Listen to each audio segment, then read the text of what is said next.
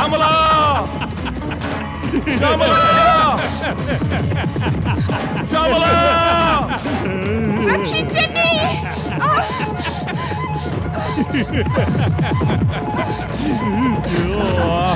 శ్యామలా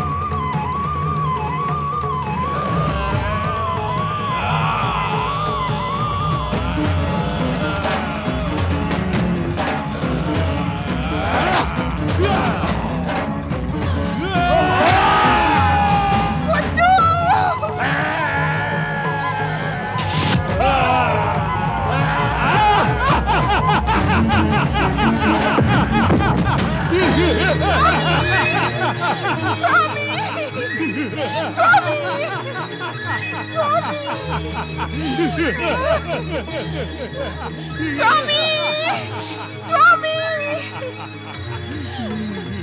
ఓ దానవరాజ మిత్ర సంవరణ యక్షులారా నన్ను రక్షించండి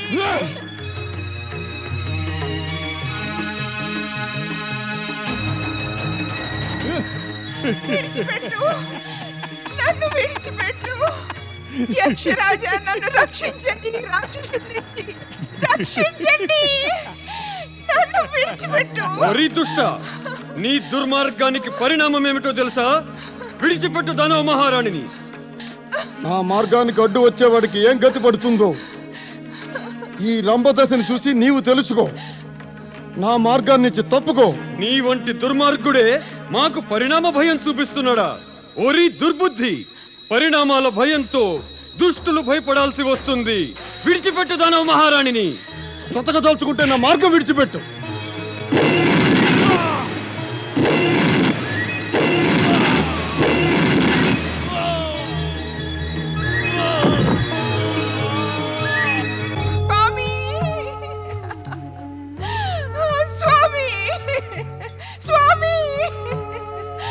కళ్ళు తెరవండి దానవరాజా ఇప్పుడు మీరు లేకుండా నేను ఎలా జీవించి ఉండగలను స్వామి నా గతి ఏమిటి మన పుత్రుడు ఏమవుతాడు స్వామి ఇప్పుడు నేను ఎక్కడికి వెళ్ళను ఏం చేయను స్వామి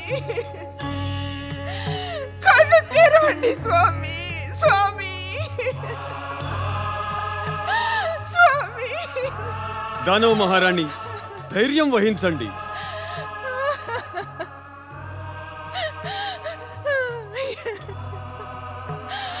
ఎలా ధైర్యంగా ఉండను నా సర్వస్వము సమాప్తమైపోయింది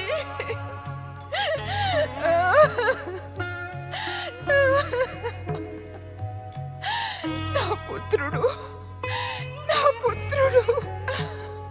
ఓ భగవంతుడా నీవేమిటిలా చేశావు దానవ మహారాణి ఈ సమయంలో ధైర్యం వహించడం కన్నా ఇక అన్య ఉపాయమేముంది పుట్టబోయే పుత్రుని గురించి ఆలోచించి మీరు ఇక ధైర్యం వహించాల్సిందే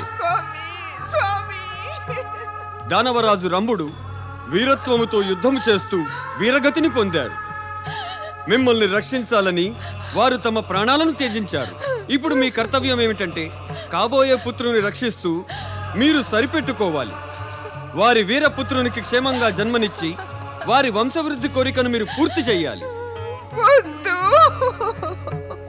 వద్దు వద్దు వద్దు వద్దు స్వామి వెళ్ళవద్దు స్వామి నన్ను ఈ ప్రపంచంలో ఒంటరిగా వదిలి వెళ్ళొద్దు స్వామి దానవ మహారాణి మరీ ఎంత సముదాయించినా మీరు పరిస్థితిని అర్థం చేసుకోవడం లేదేమిటి? జీవన్మరణాలు భగవంతుడి చేతిలో ఉన్నాయి. జరిగినదంతా భగవదేచ్ఛ వల్లనే జరిగింది. అలాగే అనుకుని ఇప్పుడు మీరు జన్మించబోయే పుత్రుని విషయం ఆలోచించండి. మీరు దానవరాజుకు కలగబోయేటటువంటి పుత్రుని మాతనని మరువకండి. దానవరాజు యొక్క ఆత్మకి శాంతి కోసం మీరు వారి అంతిమ కోరికను తప్పక మన్నించి తీరవలసిందే. ఇప్పుడు మీరు ఇక్కడి నుంచి లేచి మమ్మలను అంతిమ సంస్కార కార్యాలను పూర్తి చేయనియండి.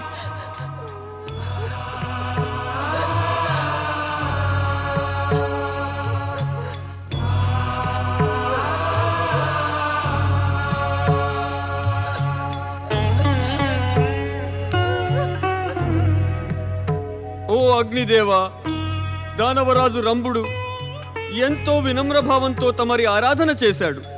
దయచేసి చితిలో ప్రత్యక్షమయ్యి దానవరాజును తమలో సమావేశం చేసుకోండి.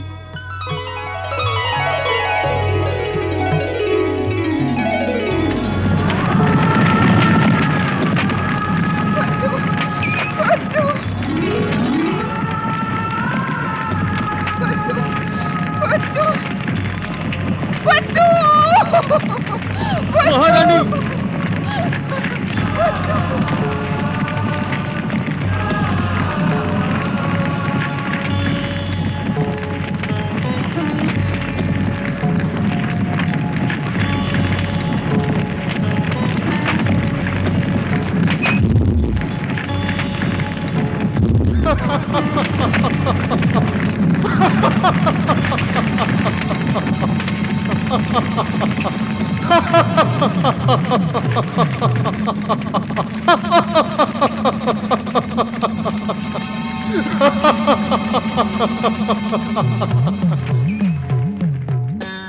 నేను దానవరాజు ధను యొక్క పౌత్రుణ్ణి, దానవ వీర రంభ పుత్రుడను.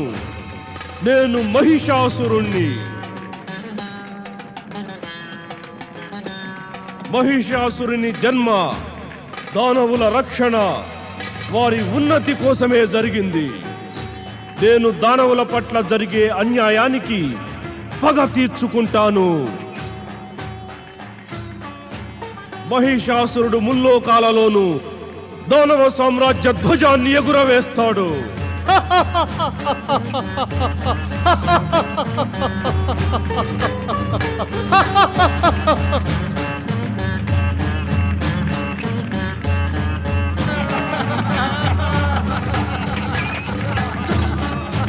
మహాబలి మహిషాసురునికి, బ్రహ్మపుత్రుడు మహిషాసురునికి, దానవరాజు మహిషాసురునికి, దానవ వీరుడు మహిషాసురునికి, బ్రహ్మపుత్రుడు మహిషాసురునికి.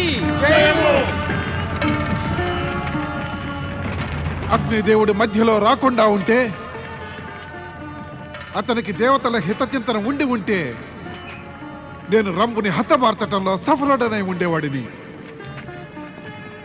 రంభే లేకపోతే ఈ మహిషాసురుడే ఉండడు దేవర్షి.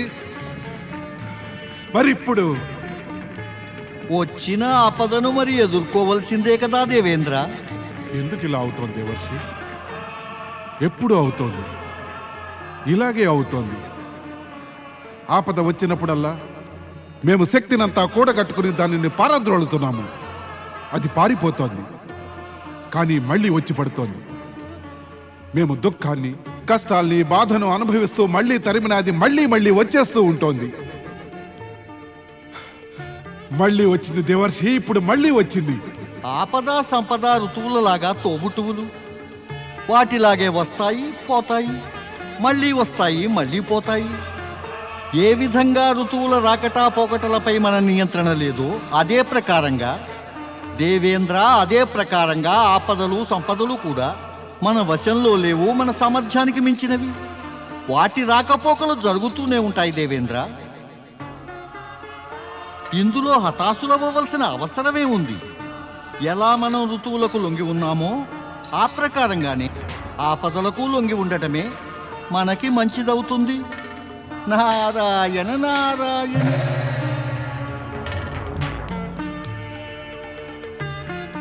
ఇప్పుడు ఏమిటవుతుంది దేవేంద్ర? అగ్నిదేవుడే కనుక భవిష్యత్తులో ఏమవుతుందో ఆలోచించి ఉంటే. వారు ఆలోచించలేదు, కానీ ఇప్పుడు మనం ఆలోచించాలి కదా దేవేంద్ర. మహిషాసురునికి అతనికి మాతయ్య అయిన శ్యామల అగ్నిలో జన్మనిచ్చింది. అంటే ఆ దానవ శక్తి వృద్ధి అయింది. దానవులు శారీరకంగా శక్తిశాలులు, కానీ మనస్సు, ఆత్మ, బుద్ధి దుర్బలంగా ఉంటాయి. కానీ యుద్ధం శారీరకంగానే చేస్తారు కదా. ఈ దానవుడైన మహిషాసురుడు స్వర్గాధిపత్యం చేపడతానని ప్రకటన పుట్టగానే చేశాడు. అంటే దేవదానవ యుద్ధం తప్పక సంభవమే.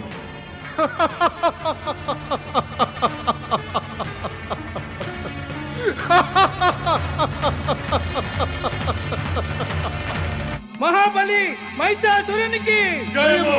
మహాబలి మహిషాసురునికి జయము! మహాబలి మహిషాసురునికి జయము! మహాబలి మహిషాసురునికి జయము! మహాబలి మహిషాసుర, ఇదిగో ఈ సింహాసనం. దీని మీద మీ పితామహులు, పిత, వారి సహోదరులు ఆసీనులవుతుండేవారు. తమరి తండ్రి దానవరాజు రంభుడు బ్రహ్మదేవుల ఆరాధనని అర్ధాంతరంగా వదిలి వెళ్ళిపోయారు.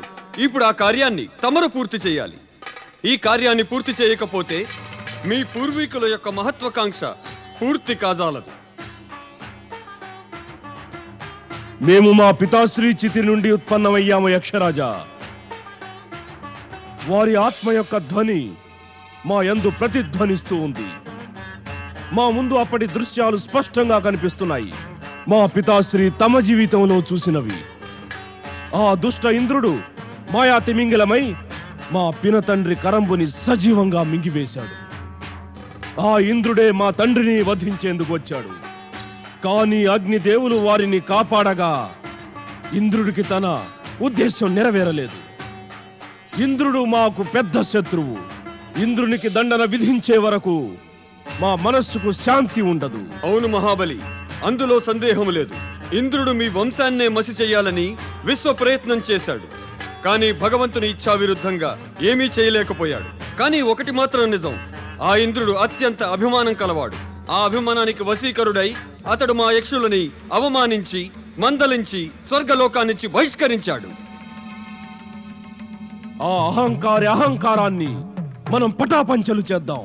అలా చేయవలసినదే. అభిమానంతో నిండిన ఇంద్రుడు తమరి తండ్రిని రక్షించిన అగ్నిదేవుని కూడా దేవతాస్థానం నుండి పదచ్యుతులను చేసి అవమానించాడు.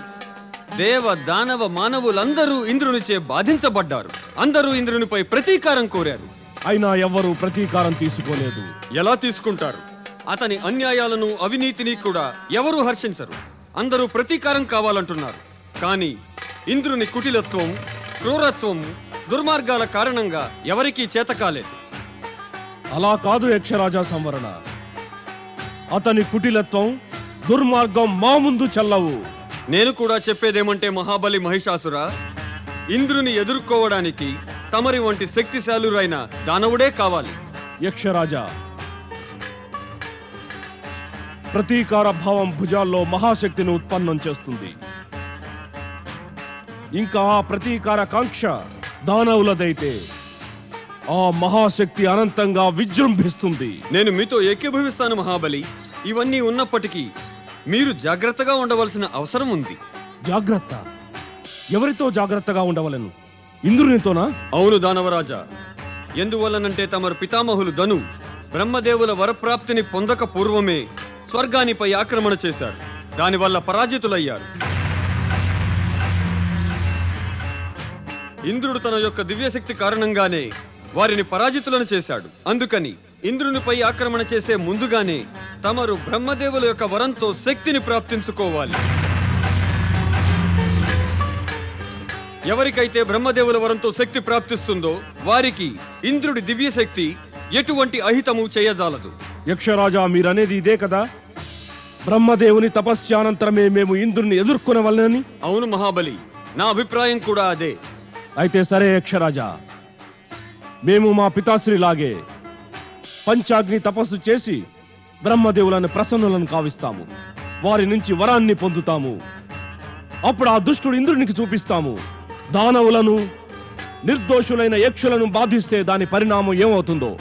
మహాబలి మహిషాసురునికి దానవ వీరుడైన మహిషాసురునికి మహిషాసురునికి జయము